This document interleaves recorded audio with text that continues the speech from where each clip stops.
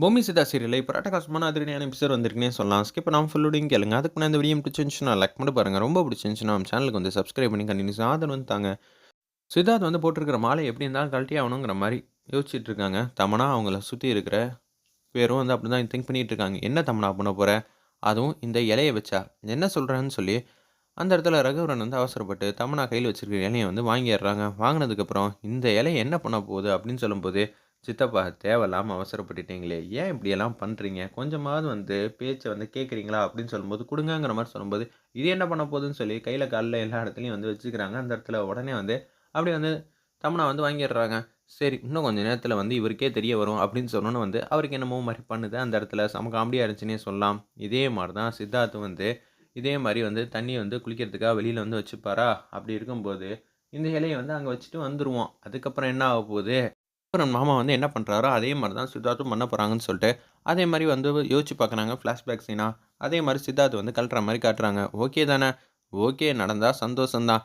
என்ன அத்த, ரகுவரன் மாமா இப்ப என்ன பண்ணிட்டு இருக்காரு? அப்படின்னு சொல்லி அந்த இடத்துல வந்து கேட்டுட்டு இருக்காங்க. மனோவும், தமன்னாவும். சரி, அப்பன்னா எப்படி இருந்தாலும் வந்து பிளான் நல்லபடியா ஆயிடும்னு சொல்லிட்டு, கிணறு பக்கத்துல வந்து பக்கெட்ல வந்து தண்ணி வந்து வச்சிருக்காங்க. அப்பன்னு பார்த்து நம்ப தமன்னா வந்து பேசுறாங்க. "மனோ எப்படி இருந்தாலும் வந்து இத வந்து நீ வச்சுட்டு வந்துருப்பா." வந்து அப்படியே ஆச்சரியமா கேட்குறாங்க. "என்னது நானா? நான்லாம் இது மாரிலாம் பண்ண மாட்டேன். எனக்கு வந்து கவலையா இருக்கு." அப்படி இப்படிங்கிற மாரி காமெடியா வந்து பேசிட்டு இருக்காங்க. மனோ, "டேய் போடா! ஆல்ரெடி இந்த இலைய கையில தொட்டு இது மாரி இருக்கு. இதுல திருப்பி நான் வைக்கணுமா? இப்போ போறியா இல்லையா?" அப்படின்னு சொல்லி அந்த இடத்துல வந்து கன்னா பின்னான்னு திட்டுனோனே, அப்படியே கேஷுவலா வந்து மனோ பாட்டுக்கும் போறாங்க. தண்ணீல அந்த இலைய வந்து முக்கிட்டு அப்படியே வந்துடுறாங்க. சித்தார்த் இன்னும் கொஞ்சம் நேரத்தில வந்து குளிக்க போறாங்க. அதுக்கப்புறமேட்டுக்கு நமக்கு சாதகமா தான் எல்லாமே நடக்க போதுங்கிற மாரி, இவங்க எல்லாரும் வந்து கேவலமா வந்து யோசிச்சுட்டு இருக்காங்க. அப்போன்னு பார்த்து, நம்ம சித்தார்த் வந்து அப்படியே வந்து குளிக்க ஆரம்பிச்சுடுறாங்க. இன்னும் கொஞ்சம் நேரத்தில எல்லாமே மாறப்போதுங்கிற மாரி யோசிக்கும்போது, கடைசி நேரத்தில வந்து குளிச்சதுக்கப்புறம் எந்த விதமான மாற்றமும் தெரியலங்கிற மாரி சொன்னோனே, சாவித்திரி கேங் வந்து சந்தேகப்படுறாங்க. "என்ன தம்மா கரெக்ட்டா தான் பண்ணியா? என்ன அத்த எப்ப பார்த்தாலும் இப்படியே சந்தேகமா கேட்டுக்கிட்டே இருந்தா என்ன அர்த்தம்? அதான் மாமா பார்த்தீங்களே எப்படி இருக்காருன்னு." "ஆமா, அப்படி இருக்கும்போது என்ன பிரச்சனை? எனக்கு ஒண்ணும் புரியலையேங்கிற" மாரி தான் பேரதிர்ச்சியா பாட்டமா வந்து யோசிச்சுட்டு இருக்காங்க. அந்த இடத்துல ஏதோ ஒரு பிரச்சனை இருக்கு. என்ன பிரச்சனைன்னு தெரியலையேங்கிற மாரி திங்க் பண்ணிட்டு இருக்கிறப்ப, கரெக்ட்டா வந்து நம்ம ராணி வந்து வராங்க. "ராணி, என்ன பண்ணி வச்சிருக்க?" "நான் தான்யா உனக்கு தண்ணி எடுத்து வச்சேன். நான் கடைசி நேரத்தில வந்து வேப்பில இருக்குல்ல, அத வந்து உள்ள வந்து முக்கிட்டு நான் வந்தேன். வேப்பிலைக்கு முன்னாடி வந்து ஏதாவது நிக்க முடியுமா?" அப்படின்னு சொல்லி கேட்டோனே, சாவித்திரி வந்து கடுப்பாயிட்டாங்க. "தம்மனா, நீ ஒரு திட்டம் போட்டன்னு வச்சுக்கயேன், அத முறியடிக்கிறதுக்காக வந்து ராணி வந்து முன்கூட்டியே வந்து திட்டம் போட்டு வச்சர்றா. என்னம்மா நீ இப்படி பண்ணிக்கிட்டு இருக்க? நான் என்ன பண்றது அத்த? அவ தெரிஞ்சு தான் இது எல்லாத்தையும் வந்து பண்ணிக்கிட்டு இருக்கா. சித்தார்த்துக்கு வந்து பிரச்சனை வரக்கூடாதுன்னு." அவ சுத்தி வந்து பார்த்துக்கிட்டே இருக்கா. அதனால தான் நம்மளால சமாளிக்க முடியாம போகுதுங்கிற மாரி சொல்லிட்டு இருக்காங்க. ஆமா, திட்டம் போட தெர்ல. திட்டம் வந்து சொதப்புனதுக்கு அப்புறமேட்டுக்கு, அது எப்படி நடந்துச்சுன்னு மட்டும் நீ எப்போதும் வந்து கரெக்ட்டா சொல்லிட்டு இருக்க. நீ எல்லாம் பேசவே பேசாதன்னு சொல்லிட்டு, சாவித்திரி வந்து ரூமுக்கு வந்து போறாங்க. என்ன ஆச்சு? இப்படியெல்லாம் நடந்துகிட்டு இருக்கே! நம்ப என்ன செய்ய முடியுங்கிற மாரி யோசிச்சுட்டு இருக்காங்க. உடனே வந்து கடுப்பாயிட்டாங்க. நம்ம சாவித்திரி, "இனிமேட்டு நீ திட்டமே போடாத. நீ திட்டம் போட்ட வரைக்கும் போதும். இந்த வாட்டி நான் பார்த்துக்கிறேன்." அப்படின்னு சொல்லி யோசிச்சுட்டு இருக்காங்க. "என்ன அத்த, என்ன நம்ப மாட்டீங்களா? இதுவரைக்கும் நீ பெர்ஃபார்ம் பண்ணதெல்லாம் போதும். எங்க அம்மா பார்த்துக்கட்டும்னு" மனோ வந்து சொன்னோனே, "சரி தப்படா, அவங்க பார்த்துக்கட்டும். நம்ப எவ்வளோ முயற்சி பண்ணோம்னு உனக்கும் எனக்கும் நல்லாவே தெரியும். பரவால்ல. அவங்க என்ன பண்றாங்கன்னு பார்ப்போம்ன்னு" சொல்லிட்டு, அந்த இடத்துல வந்து ரகுவரன் சொன்னனால, "சரி சித்தப்பா பார்த்துக்கட்டும்ங்கிற" மாரி அந்த இடத்துல பேசிட்டு இருக்காங்க. தர்ஷினி வந்து பால் காய்ச்சலான்னு போறாங்க. அப்பன்னு பார்த்து மலர்விழி வந்து, "நானே காய்ச்சிர்றேன். நீ எதுக்கு போற? நீ போய் உட்காரும்மா" அப்படின்னு சொன்னோனே, அப்படியே வந்து உட்காந்துட்டு இருக்காங்க. அந்த நொடின்னு பார்த்து ராணி வராங்க. "பால் காய்ச்சி எனக்கும் சித்தார்த்துக்கும் எடுத்துட்டு போலான்னு வந்தோம்." "பால் தானம்மா, நான் வந்து வரேம்மா.